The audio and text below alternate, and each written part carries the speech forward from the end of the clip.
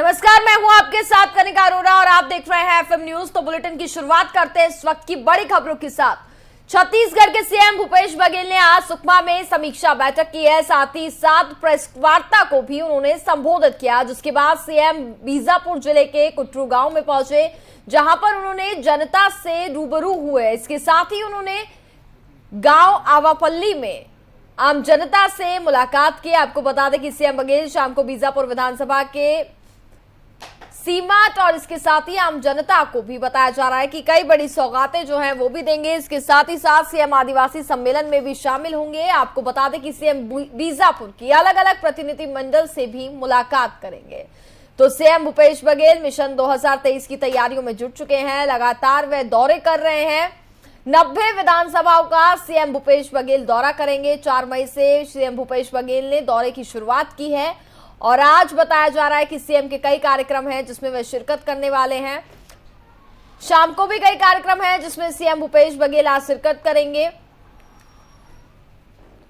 CM ने press वार्ता भी की, जिस दौरान उन्होंने कई अहम मुद्दे हैं उसको भी सामने रखा और साथ ही गांव आवापल्ली में आम जनता से भी उन्होंने मुलाकात की। बता दें कि सीएम बघेल शाम को बीजापुर विधानसभा के बीजापुर में तैयार सीमाट और साथ ही आम जनता को भी देंगे। इसके साथ ही साथ सीएम आदिवासी सम्मेलन में भी आज शाम शिरकत करने वाले हैं और आपको बता दें कि सीएम बीजापुर की अलग अलग प्रतिनिधि मंडल से भी मुलाकात करेंगे।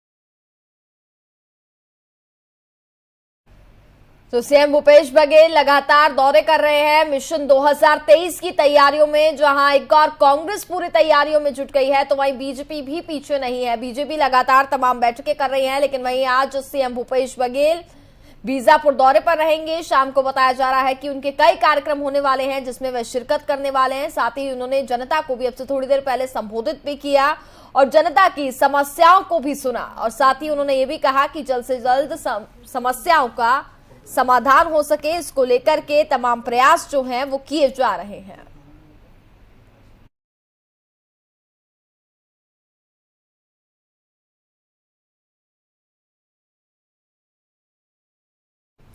सीएम भूपेश बघेल ने पेसा कानून को लेकर के बयान दिया है। उन्होंने बीजेपी पर निशाना साधते हुए कहा कि बीजेपी शुरू से ही आदिवासियों का शोषण करती आई है।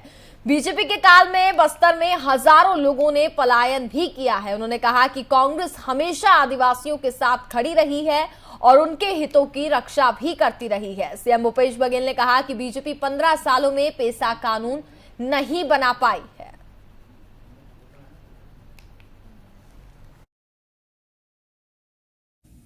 कांग्रेस हमेशा से आदिवासियों के हित की रक्षा करती रही है और चाहे फॉरेस्ट एक्ट लाने की बात हो, चाहे वो पेसा कानून की बात हो, चाहे पेसा कानून एक तो लागू है। रूल्स रमन सिंह की 15 साल में बनाया था, तो रूल्स बनाने की है वो प्रक्रिया हो गई है। मैंने कहा है कि नेक्स्ट कैबिनेट जब भी होगी उसमें पेसा कानून और पेसा का जो नियम है वो पारित हो जाएगा।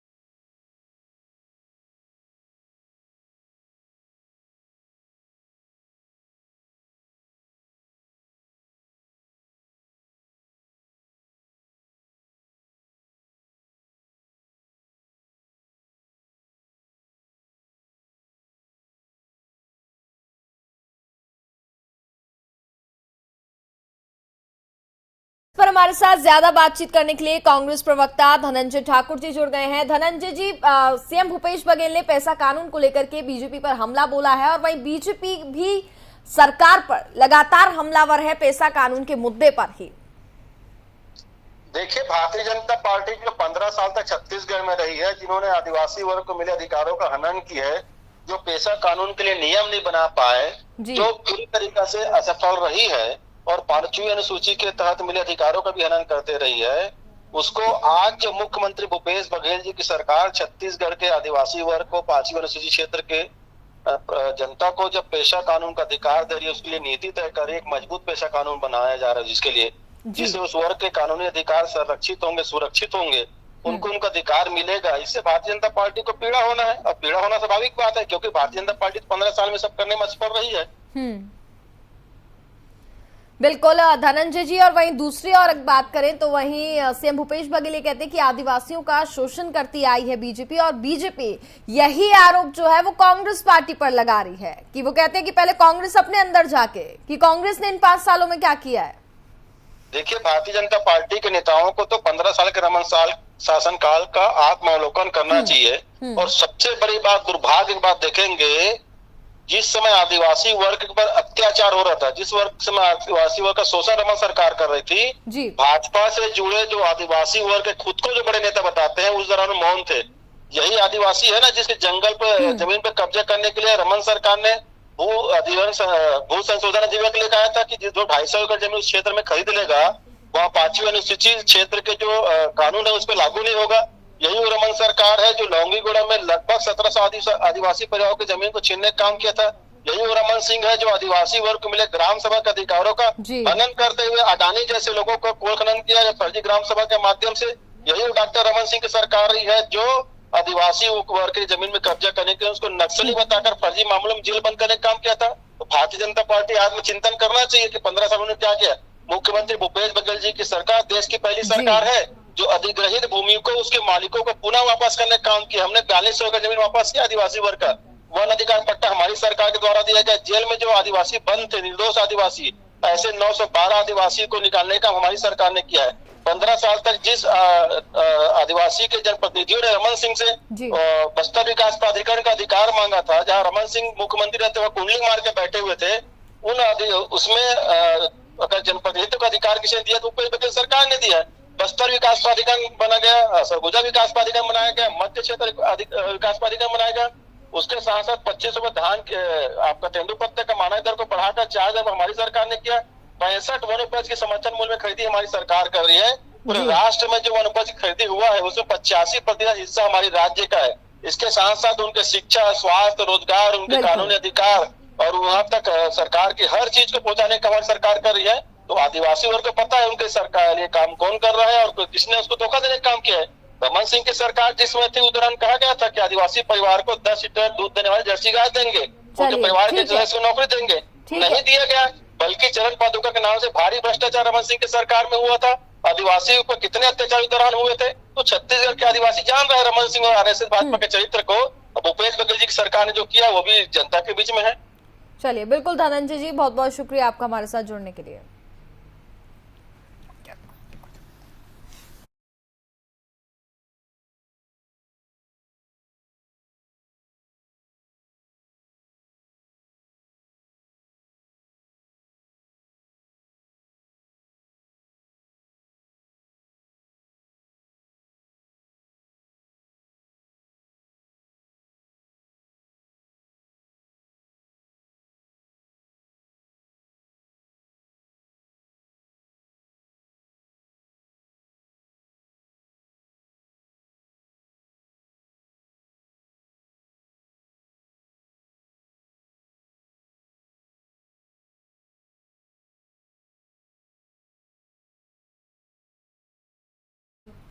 खबरों में आगे बढ़ते हैं, अगली खबर का रुख करते हैं। एक बड़ी जानकारी इस वक्त मिल रही है जहां नवजोत सिंह सिद्धू को बताया जा रहा है कि 1 साल की जेल हो गई है। ये बड़ी खबर इस वक्त आपको दे रहे हैं। नवजोत सिंह सिद्धू को ये बड़ा झटका लगा है।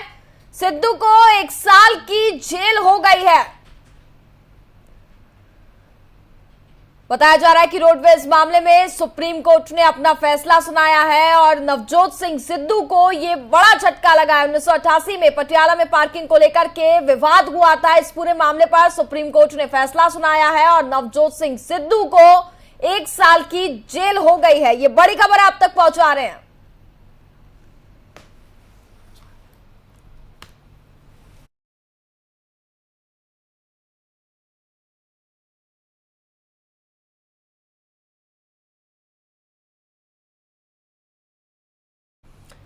सीएम भूपेश बघेल ने सुकमा के पुलिस लाइन ग्राउंड में दुर्गा फाइटर्स बटालियन की महिला जवानों से मुलाकात की। इस दौरान दुर्गा फाइटर्स के प्रधान आरक्षक स्वातिदीप तिर्की ने सीएम से बातचीत करते हुए बताया कि पहले और अब के बस्तर के बीच काफी अंतर है। पहले लोग वर्दी देखकर भाग जाते थे, लेकिन अब सुरक्षा बलों के कैंप स्थापित करने में ग्रामीण सहयोग कर रहे हैं।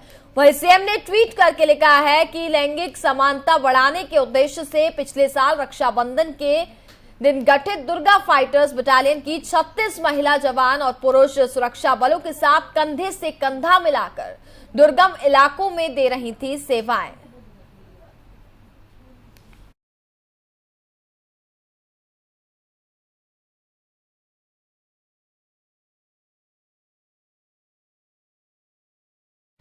मुख्यमंत्री भूपेश बघेल ने आज अपने प्रदेशव्यापी भेंट मुलाकात कार्यक्रम में सुकमा जिला मुख्यालय में 58 लाख की लागत से निर्मित सीमाट का लोकार्पण किया है।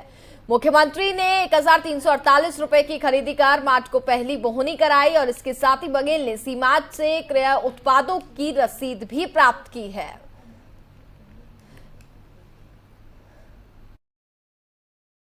एक 1348 रुपए की खरीदी कर मार्च को पहली बोनी कराई है और बघेल ने सीमाट से क्रय उत्पादों की रसीद भी प्राप्त की है।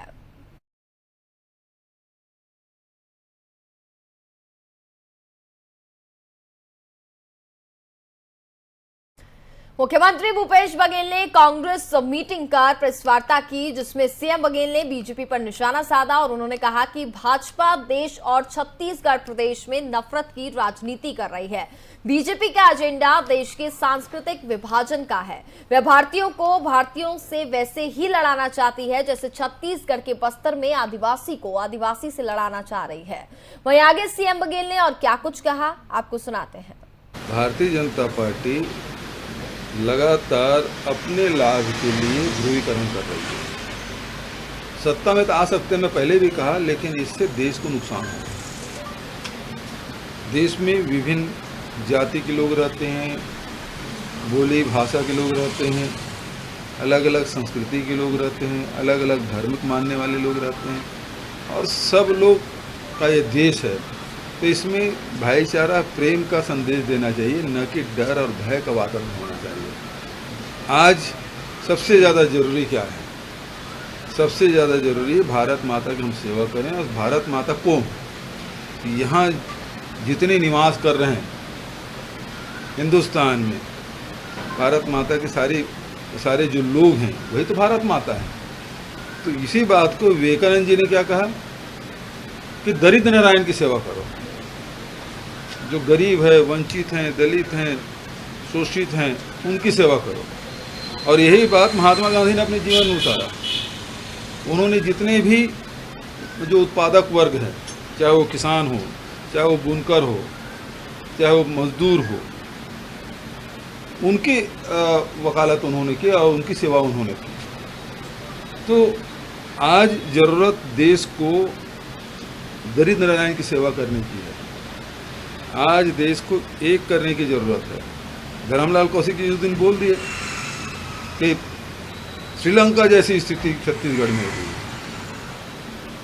छत्तीसगढ़ की अर्थव्यवस्था बहुत बढ़िया है, भारत सरकार से तुलना कर ली कई गुना अच्छा है।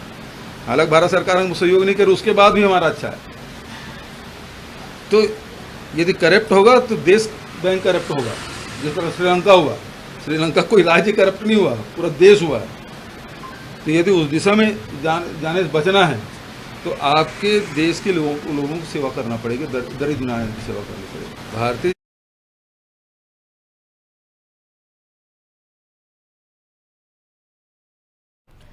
मुख्यमंत्री द्वारा दिए गए बयान पर पलटवार करते हुए पूर्व मुख्यमंत्री रमन सिंह ने कहा कि पूरे देश में यदि मेरी किसी को चिंता है तो वह सिर्फ एक ही व्यक्ति को है, वो है छत्तीसगढ़ के मुख्यमंत्री भूपेश बघेल। उनको हमेशा मेरी चिंता रहती है। वहीं रमन सिंह ने आगे क्या कुछ कहा, आपको सुनाते हैं। प्रभारी किससे बात करती है, किससे बात नहीं करती है, इसकी सबसे ज़्यादा चिंता एक ही शख्स को है हिंदुस्तान में, वो है भूपेश बघेल को, कि पुरेंद्री मिल किससे रही है, बात किससे कर रही है, दौरा कहाँ कर रही है। इसकी प्रतिक्रिया सबसे ज़्यादा मुख्यमंत्री को चिंता होती है। मुझे लगता है कि अब आने वाले समय में उनका पूरा डिटेल प्रोग्राम मुख्यमंत्री जी को पहले भेज देंगे ताकि उनकी चिंता से वो मुक्त हो जाए। खबरों में आगे बढ़ते हैं। लखनपुर थाना प्रभारी प्रशिक्षु और आईपीएस रॉबिन्सन गुड़िया के नेतृत्व में कल कोल माफियाओं के खिलाफ अभियान चलाया गया, जिसमें पुलिस टीम ने 8 आरोपियों को गिरफ्तार कर न्यायिक रिमांड पर भेज दिया है, जिनके पास से पुलिस ने जेसीबी मशीन, स्कॉर्पियो वाहन, मोटरसाइकिल और कोयला लोड ट्रैक्टर भी बरामद किया है।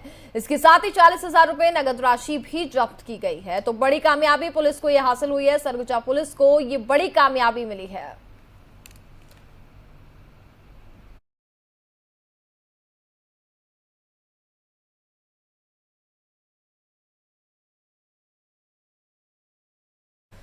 देश प्रदेश में पिछले कुछ समय से तापमान के ग्राफ में उतार चढ़ाव देखने को मिल रहा है। ऐसे में बात करें तो छत्तीसगढ़ प्रदेश की, तो छत्तीसगढ़ के कई जिलों में बीते कुछ दिनों से मौसम काफी ज्यादा सुहाना हो रखा है। ऐसे में मौसम विभाग के अनुसार गर्म हवाओं और गर्मी से छत्तीसगढ़ के लोगों को राहत मिलेगी। इस दौरान राज्य में अधिकतम तापमान में भी गिरावट रहने की संभावना जताई गई है। वहीं छत्तीसगढ़ के बस्तर संभाग में अधिकतम तापमान में गिरावट देखने को भी मिल रही है। और बात करें तो बाकी संभागों की, तो कई विशेष परिवर्तन भी देखने को नहीं मिले हैं।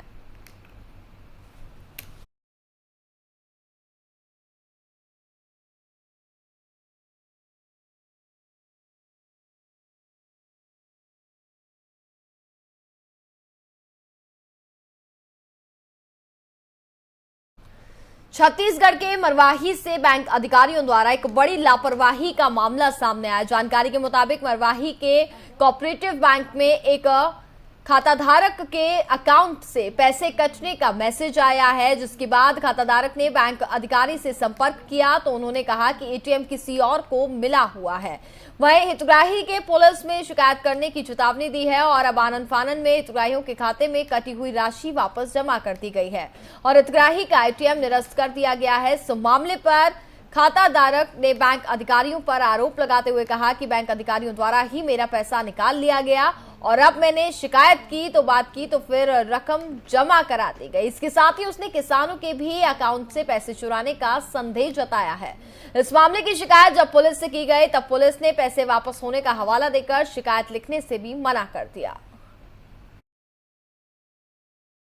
उसमें मुद्दा ये था, खातेदार की उपस्थिति में उसके रिश्तेदार लोग आए थे बैंक का एटीएम लेने। फिर बैंक का एटीएम देने के पश्चात उस महिला से जब पूछा गया कि आपका एटीएम इनको दे दें, तो उनके द्वारा मना किया गया, क्योंकि उस वक्त तक एटीएम सिस्टम में जारी हो चुका था। हमने उस खातेदार को एटीएम नहीं दिया, वापस ले लिया। उसके बाद तुरंत किसी अन्य खातेदार के आने पे भूलवश उसी एटीएम को उस खातेदार को जारी कर दिया गया।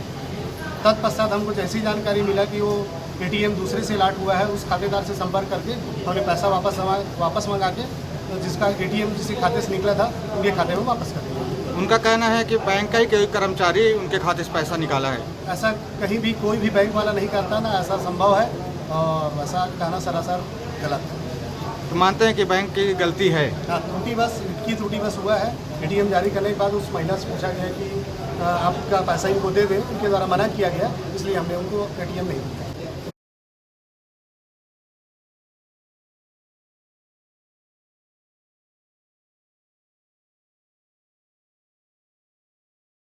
बैंक अधिकारियों पर पैसा निकालने का ये आरोप लगाया है।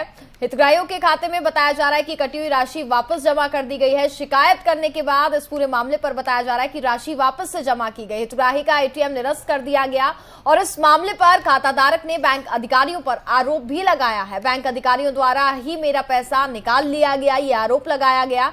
और साथ ही उन्होंने कहा कि जब मैंने शिकायत की बात की तो फिर से रकम जमा करवा दी गई है। इसके साथ ही उसने किसानों के भी अकाउंट से पैसे चुराने का संदेह जताया है और इस मामले की शिकायत जब पुलिस से की गई तब पुलिस ने पैसे वापस होने का हवाला देकर के शिकायत लिखने से भी मना कर दिया।